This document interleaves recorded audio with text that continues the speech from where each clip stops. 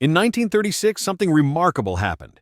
The Springfield Armory began production of the M1 Garand, a rifle that would go on to change modern warfare.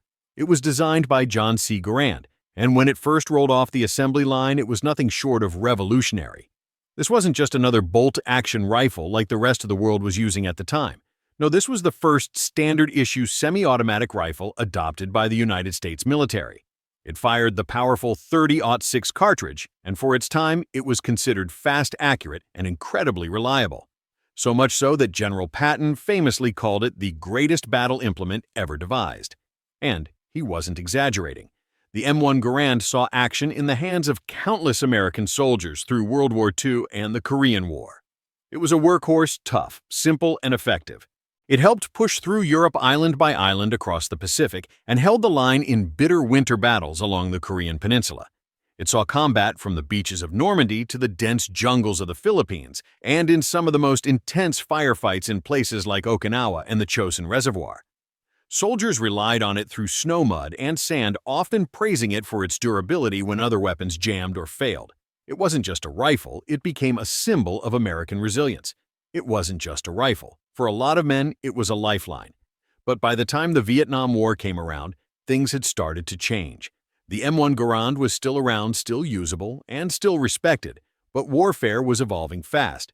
Early on in Vietnam, you might still spot a few of them in the hands of some units, but they were quickly overshadowed by the introduction of the AR-15 and the rising popularity of the AK-47 on the other side. The M1 Garand, as great as it was, simply couldn't keep up with the demands of a modern jungle war. It was longer, heavier, and had an 8-round en-bloc clip that just didn't stack up to the 30-round detachable magazines of its successors. So, over time, the Garand faded from frontline service. But that didn't mean they disappeared. Far from it. In fact, hundreds of thousands of them were shipped to allies overseas, particularly South Korea. For decades, they sat in military storage, unused but maintained. And eventually, Korea didn't need them anymore. They weren't going to issue them again, and they weren't about to start selling them to their own civilians. So naturally, they looked westward, hoping to send them back to the U.S., where collectors, marksmen, and history enthusiasts would have jumped at the chance to own one of these iconic rifles. And for a moment, it looked like that might happen. But then came the ban. The U.S. government under the Obama administration blocked the import of those rifles, roughly 250,000 M. M1 Garands, all sitting in warehouses ready to come home, were denied entry. Just like that. No headlines, no fanfare, just a quiet political decision that changed the course of history for this old warhorse. That ban didn't make much noise at the time, but for those who understood what it meant, it felt like a gut punch. Imagine rifles that were once issued to American soldiers preserved overseas being denied re-entry into the very country they were made for. These weren't modern assault weapons. They weren't full-auto machine guns. They were World War II relics, tools of history, and yet their return was blocked on the basis that they were military-style semi-automatics. The strange thing is, during that same time period, the U.S. was producing modern rifles at a staggering pace. You could walk into just about any gun store in the country and find a brand new AR-15 sitting on the shelf, no questions asked beyond the standard background check. In some states, you could even customize it on the spot, change out the stock ad optics, or choose from different calibers, then walk out the same day. Meanwhile, the M1 Garand, with its fixed clip and decades-old design, remained locked away across an ocean. Imports of AK-style rifles from countries like Romania and Serbia were still flowing in as well. Tens of thousands of them, if not more, entering civilian hands every single year. But the M1 Garand, a semi-automatic rifle with an 8-round clip and wood furniture, that was too dangerous to allow back in. It never quite added up. Some believed it was purely a political move, a way to score points with gun control advocates without pushing for new legislation. Others saw it as an overreaction rooted in optics blocking military rifles from flooding the civilian market.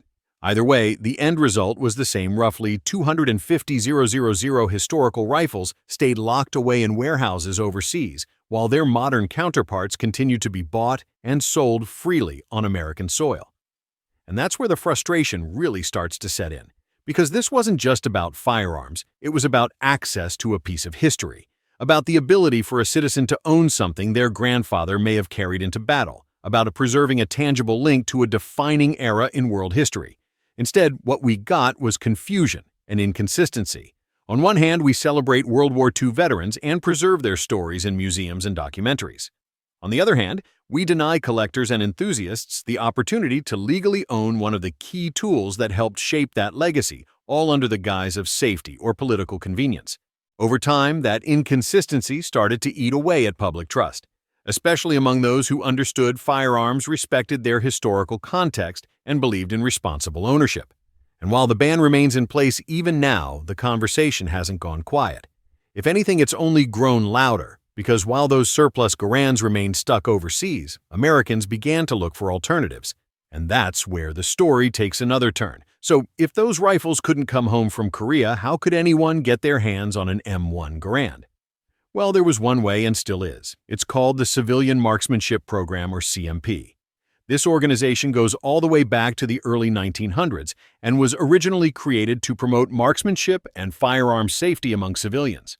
Over the years, it evolved into a trusted partner of the U.S. government. Through a unique arrangement, they're allowed to sell surplus military firearms, including the M1 Garand, directly to qualified American citizens.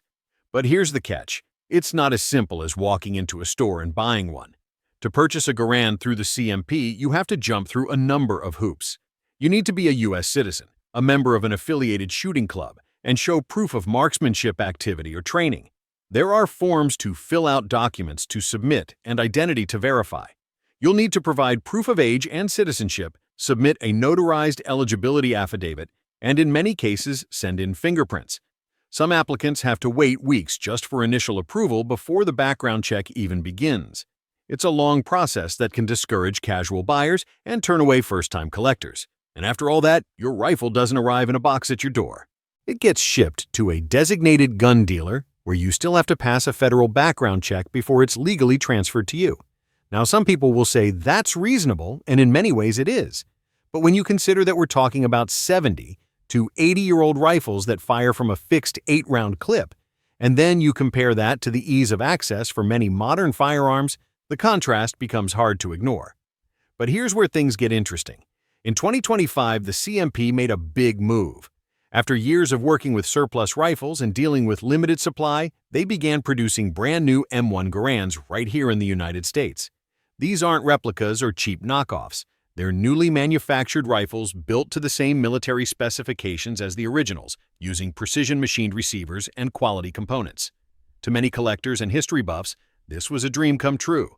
Who would have thought you could one day buy a new production M1 Garand fresh from the factory? It's almost surreal. But the process to get one hasn't changed all that much. You still have to go through the CMP's procedures. You still need to meet all the requirements. You still have to be vetted, approved, and pass background checks. In fact, in some ways, it feels even harder now given the high demand and limited supply. And of course, the price point reflects the craftsmanship. These new rifles aren't cheap.